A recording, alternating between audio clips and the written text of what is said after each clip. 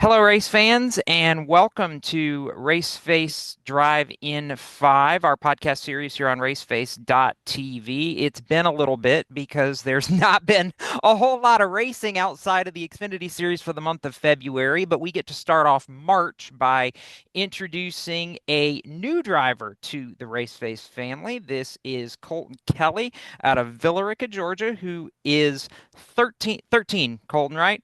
Yes, sir.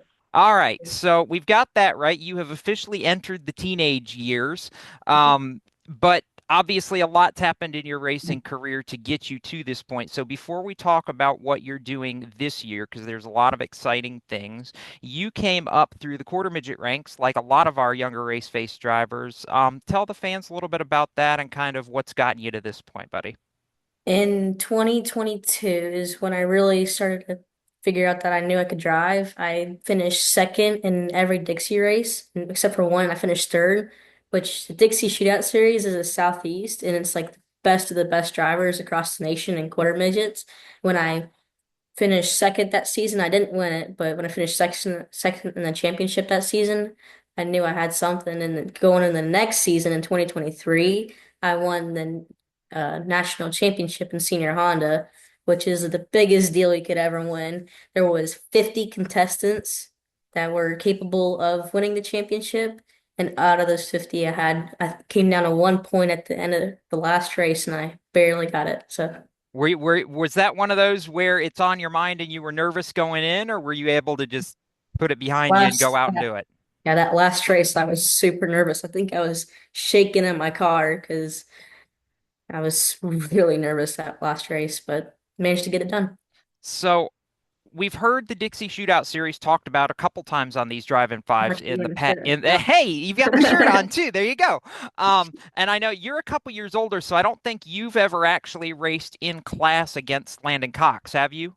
I have. Oh, have you? Okay, so you and Landon have kind of crossed paths a little bit at Dixie Shootout, which is fun because both of you obviously are now in the Race Face family. I'm curious because everybody that I talk to coming out of quarter midgets is a little bit different on this question. What has been the favorite part of your quarter midget journey, or what's been the favorite thing that you've learned as you've gotten faster and figured out how to win races?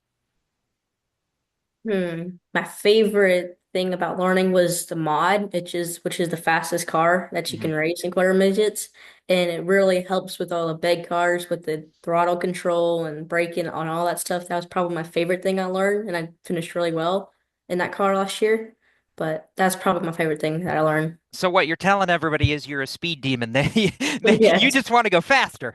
exactly. Yes. What got you started? What got you started in racing? What bit you? I'm curious. Okay.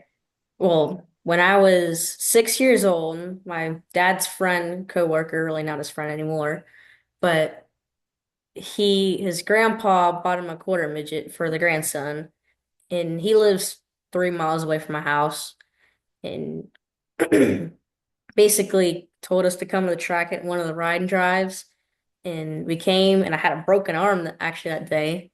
I had a broken arm for a couple months there, and I actually drove my first ever quarter midget with a broken arm. I was driving it with one hand. It was kind of funny. In But other words, they set you in the quarter midget, and you're just like, okay, I have to do what I more of want to this. do. Yep, Exactly what I want to do. broken arm and all. Broken arm and all. That happens. Do we want to add to the story of how you ended up with the broken arm before you started driving a quarter midget with a Definitely, broken arm? definitely say that. I had this little orange go-kart looking thing. It was like a little buggy, maybe 30 horsepower. And I was doing donuts in the sand. We have a little creek bed and there was a little circle and I was doing donuts. And the go-kart tipped over. And there was a little roll cage bar and I stuck my hand back here. And I broke it back there. So even before you were a speed Even demon, you were before a speed demon. I couldn't even walk before I rode a little power wheel thing. I There you mean, go. From day one, then basically, this was pretty much destined. yes, yes, sir. All right, so that's what you've done up to now. We're excited about what you're doing this year. You are actually going to get a lot of track time here over the next couple of weeks and are starting to work with John and Grant Thompson, I know, because you're going to get to drive a big car for the first time this year and get to drive a pro truck. How excited are you as this has started to come together? Because it's a huge step, but I feel like it's one you've just been jonesing for. It's one that I've been very excited, very nervous, and very anticipated on. I feel like I'm almost ready to start racing it. I think I need a couple more practice sessions, but all in all, I'm really excited for it. You've had a little bit of practice time already. What's been your takeaway? And obviously you haven't been in a ton of traffic yet, but what's been your takeaway so far with the practice laps you've had? I think the scariest part is racing in the dark. I did a practice session in the dark, and it was a lot different than racing in the day for sure. Under the lights. Under the lights, yes. At Mobile? At Mobile, yes. That's and it's funny because I've you talk to Grant and he's even said that a few times. Just the way the lighting is at Mobile is different compared to Super different. some other short tracks. So that doesn't necessarily say, and you're not used to that either because most of the quarter midget races, if not all of them that you've run, are daytime pretty much. And the nationals can get dark, I'll tell you That's that. fair. That nationals can get dark and the regionals can dark, but most local races not really. So you've had a little bit of track time, I know, at Mobile already. By far the biggest track you've ever been on. You know, what was that like? I know really quarter midget going straight to a pro truck like this. Quarter midgets are momentum based, so braking, playing with the throttle, all that's completely new to you, isn't it? It might sound a little crazy, but it's not a Sunday drive as most people would think. It's Mhm. still you're still going 100 miles an hour. You're still flying around the track. It's still a lot really, really fast. Does it feel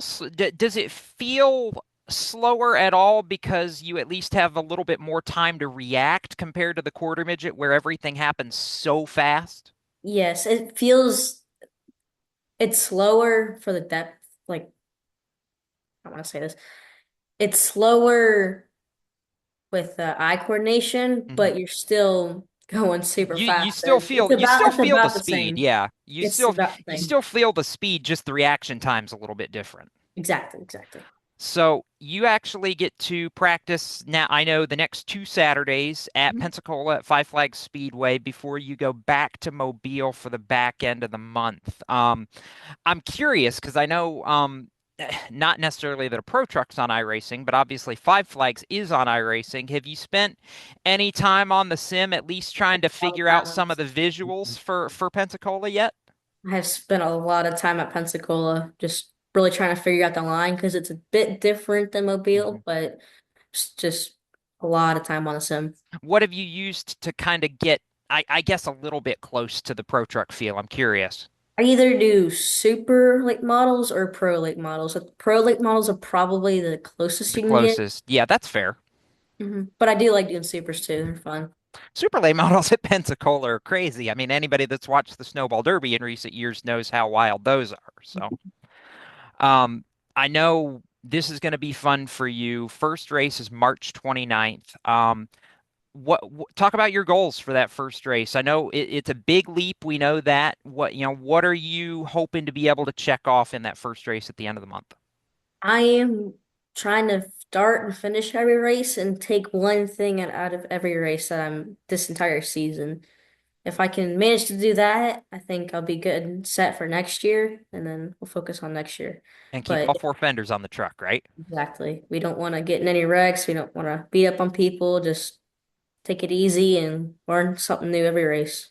That's hey, there's a lot to learn, and I think it's a huge learning curve. How nice has it been to have John and really Grant too, knowing that he's been behind the wheel of these trucks and can kind of give you at least a little guidance of what you should be feeling.